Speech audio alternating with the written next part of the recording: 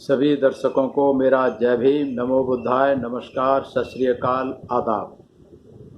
आज मैं लेकर के आया हूँ एक ऐसी लड़की की कहानी जो पढ़ाई के दौरान, कॉलेज की पढ़ाई के दौरान जब किसी मंच पे जाती, सामाजिक मंच पे जाती, तो वो ब्राह्मणवाद के खिलाफ इतना जहर उगलती, ब्राह्मणवाद की धज्जियाँ उड़ानी शुरू कर दी, किसी से घबराए बिना, डरे बिना।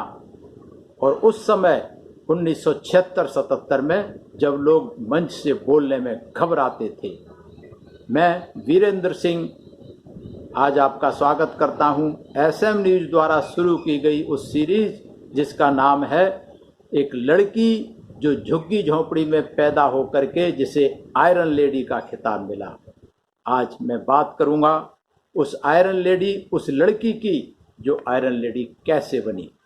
पिछले एपिसोड में कल बताया कि उस लड़की ने बड़ी विकट परिस्थितियों में सामाजिक उत्पीड़न के साथ, घर के साथ उत्पीड़न के साथ भी ग्रेजुएशन की नौकरी कर ली, एलएलबी की पढ़ाई शुरू कर दी और किस तरीके से इस पढ़ाई के दौरान, कॉलेज के दौरान ही उसने सामाजिक मंचों पर जाना शुरू किया। और सामाजिक मंचों पर जब वो बोलना शुरू करती तो लोगों के रोंगटे खड़े हो जाते थे, इतना धुआंधार बोलती थी। और मुझे एक सज्जन मिले, आर.के. पुरम में एक बौद्ध विहार है, वहाँ मैं प्रोग्राम में गया हुआ था, बहुत साल पहले की बात है। वहाँ एक सज्जन मिले, उन्होंने मुझे बताया उस लड़की के बारे में कि जब वो आ जाती थी प्रोग्राम में तो हम घबराने लगते थे कि ये बोलेगी ज़रूर, बिना बोले मानेगी नहीं, और बोलेगी अपने हिसाब से। वो डरते थे क्योंकि ज़्यादातर सरकारी कर्मचारी बाबू हुआ करते थे। वो डरते थे क्योंकि वो ब्राह्मणवाद के, मनुवाद के खिलाफ पूरा जहर उगलती थी और सरकारों को बहुत आड़े हाथों लेती थी। तो इस तरीके से उन्होंने सफ़र शुरू किया, बोलने का सफ़र शुरू किया, क्योंकि ये जो व्यवस्था थी, जो खिलाफ, मनुवाद के खिलाफ जो उनका आक्रोश था, वो बचपन से ही पैदा हो गया था। जब गांव में जाती, जब भी लोग पूछते हुए कौन से मोहल्ले में जाता है, किस बिरादरी में जाना है, इस तरीके से गांव में उन्होंने छुआछूत का तांडव देखा, उन्होंने झुग्गी झोंपड़ियों में छुआछूत का तांडव देखा, उन्होंने स्कूल में, कॉलेज में, सब जगह ये देखा। तो जो जहर, जो विद्रोह व्यवस्था के खिलाफ पैदा हुआ, उसको जागरूक करने के लिए, उस व्यवस्था के खिलाफ लोगों को जागरूक करने के लिए जहाँ भी पता लगता हर प्रोग्राम में जाने लगती।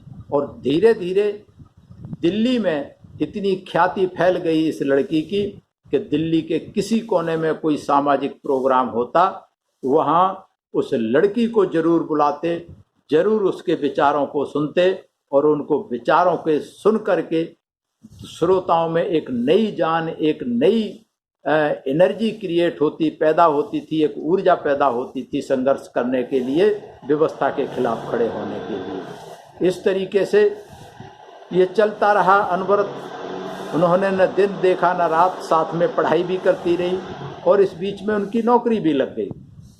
दिल्ली के एक सरकारी स्कूल में नौकरी लग गई, लेकिन नौकरी की परवाह भी ना करते हुए जिस मंच पर भी जाती, व्यवस्था के खिलाफ, गैर बराबरी के खिलाफ, सरकारों के खिलाफ बहुत दमदार तरीके से, निडर तरीके से, एक शेरनी की तरह दहाड़ करके बात। ऐसे करते करते करते करते बहुत समय बीत गया। लोगों में मतलब बोलने की कला इतनी बढ़िया आ गई इस लड़की में कि लोग सुनने के लिए लालायत रहते। जहां पता लगता लोगों को कि इस प्रोग्राम में वो लड़की आ रही है जो धुआंधार बोलती है, व्यवस्था को उखाड़ फेंकने की बात करती है, लोग दूर दूर से इस प्रोग्राम में उस लड़की के भाषण को सुनने के लिए आते। इस तरीके से चलते चलते चलते चलते 1977 में, सितंबर 1977 में एक प्रोग्राम होता है भारत सरकार का प्रोग्राम, भारत सरकार उस प्रोग्राम को रखती है। उस समय जनता पार्टी की सरकार थी, जनता पार्टी की सरकार थी और श्री राजनारायण जी उस समय स्वास्थ्य मंत्री थे केंद्र सरकार में, जनता पार्टी की सरकार में। राजनारायण बहुत ही एक समझे और सुलझे हुए और एक क्रांतिकारी नेता थे, जिन्होंने इंदिरा गांधी को 1977 के चुनाव में हराया था। उनका बहुत बड़ा नाम था, बहुत बड़ा कद था और उसी हिसाब से उनके ऊपर उनके पास पद भी था। वो स्वास्थ्य मंत्री थे केंद्र सरकार में, और केंद्र सरकार ने एक सभा का आयोजन किया। 3 दिन का एक जाति तोड़ो सम्मेलन बुलाया 3 दिन का दिल्ली के कॉन्स्टिट्यूशन क्लब में 3 दिन का चलना था। तो उसमें उस लड़की को भी आमंत्रित किया गया, उसको भी बुलाया गया।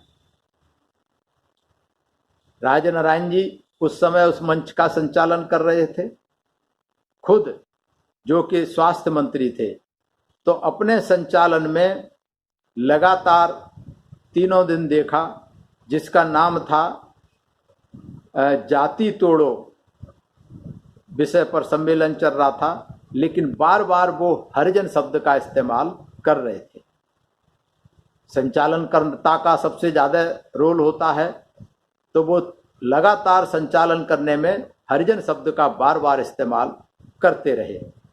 किसी ने भी उसमें बहुजन समाज के अनुसूचित जाति के बहुत सारे वक्तागण, बहुत सारे बुद्धिजीवी, बहुत सारे नेतागण, बहुत सारे अधिकारी आए हुए थे, बुलाए हुए थे, लेकिन सब सुनते रहे। किसी ने कोई ऐतराज नहीं किया, किसी ने आवाज़ नहीं उठाई। श्रोतागण, बहुत सारे नेता बोले भी, वक्तागण भी बोलते रहे, लेकिन इस तरफ किसी ने न ध्यान दिया, न किसी ने ऑब्जेक्शन किया, न किसी ने आवाज़ उठाई। उसके बाद नंबर आता है उस लड़की का। उस लड़की को मंच पे बुलाया जाता है।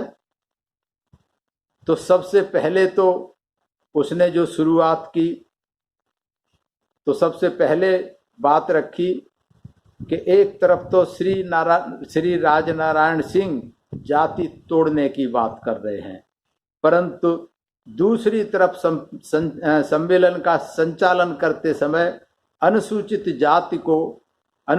जो जाति के लोगों को हरिजन शब्द कह करके संबोधित कर रहे हैं। क्या इससे देश में जातिवाद को बढ़ावा नहीं मिलेगा? अर्थात क्या हरिजन शब्द जाति सूचक नहीं है? जबकि भारतीय संविधान में दलितों के लिए हरिजन शब्द का नहीं बल्कि अनुसूचित जाति शब्द का इस्तेमाल किया गया है। इसलिए जाति तोड़ो के नाम से बुलाया गया यह सम्मेलन अनुसूचित जाति के लोगों को गुमराह करने व उनकी आंखों में धूल झोंकने वाला नजर आता है। इस तरीके से जब मंच पे एक शेरनी की दहाड़ की तरह जब वो लड़की बोली, तो मंच पर जो बैठे हुए थे, जो संचालक थे, जो सारे मुख्य अतिथि और जो बैठे हुए थे ऑर्गेनाइजर, वो सन्नाटा छा गया, सांप सूंघ गया जैसे उनको, और पूरे हॉल में ताड़ियों की गड़गड़ाहट शुरू हो गई और नारे लगने लगे, राजनारायण मुर्दाबाद, जनता पार्टी मुर्दाबाद। तो सारे ऑर्गेनाइजर घबरा गए।